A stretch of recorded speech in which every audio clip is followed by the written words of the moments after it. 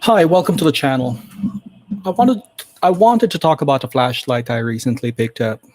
It's the Surefire Fury DFT for dual fuel tactical. We had night qualifications a few days back. My prior generation Surefire P3X Fury caused me a little bit of time last year because of its long length. For some reason, it was difficult for me to draw it out of the holster because it was a little bit longer than a normal light. So I decided to get a single output light similar to my old duty light. I picked this up at American Shooters here in Las Vegas.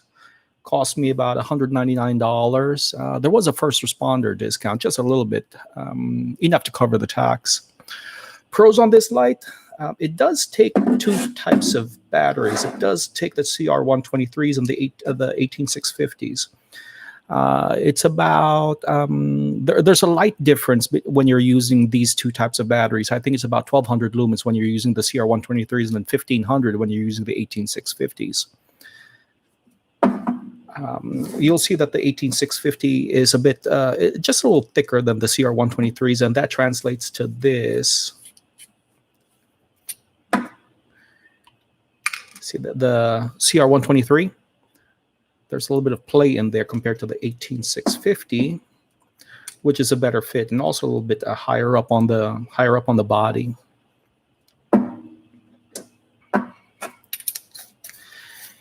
They also improved the anti-roll design on this particular flashlight. If you've dropped a flashlight in a dark room before, you know how important it is to have the flashlight not roll on you and get away from you. So it does have a little bit of anti-roll compared to here's a flashlight I use at home. It's a P2X Fury dual output, but it just rolls. So the anti-roll feature is a welcome improvement. They added knurling on the body for added grip. It does make a big difference, particularly when you're wearing gloves.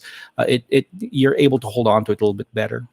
It's a simple one output illumination type of flashlight. I do prefer the single output flashlights because for the most part, I primarily use my flashlights to illuminate an area during searches. That's the primary use I have for my flashlights. I don't really use it in the car to read because I just turn on the red the overhead light in the car to save on battery life. So my preference is for the single output lights. Also, it's got a crenelated bezel.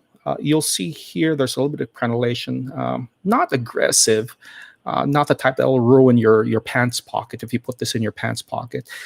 Personally, I will never use this light in a fight. I just like it because the extra depth that the crenellation provides protects this front element. If you've placed if you've kept flashlights in your pocket, you know that they scratch up real easy with keys and coins. So that extra crenellation right there, that extra length right there, does offer some sort of protection compared to these, where it's there's hardly any protection for the lens.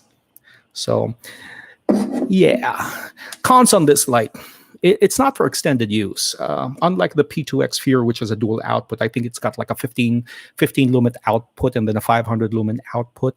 It's not for extended use because the head does get hotter faster at 1500 lumens with the 18650s. It does get well, let's just say you can't touch this portion when it gets really hot. It does tend to burn.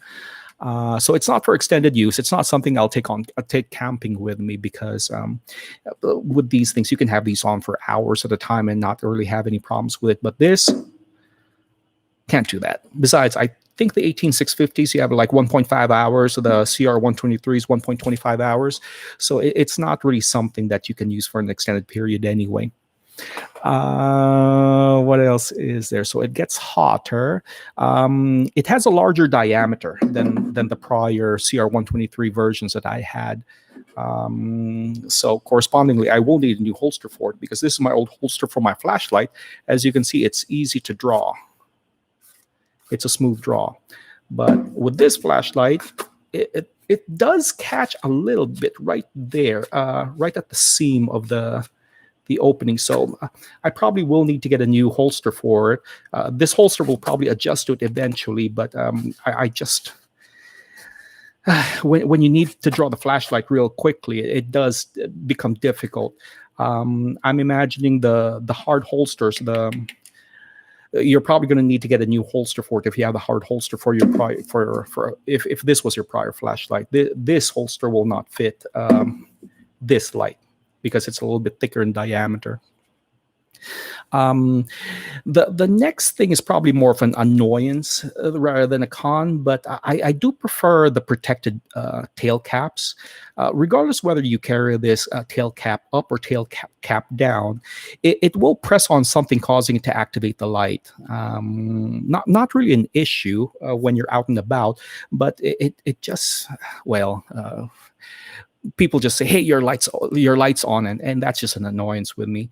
I would have preferred that they had a raised portion right here at the border of the tail cap to keep this from being pressed accidentally. But that's just a minor annoyance than anything. It doesn't really have anything to do with the with me using this particular light. I'll do a separate video on the light output at a later date. Sometimes I wish I had the ability to record qualifications. It's tough to do the YouTube thing when what you're doing is actually something that's going to affect your ability to carry a firearm.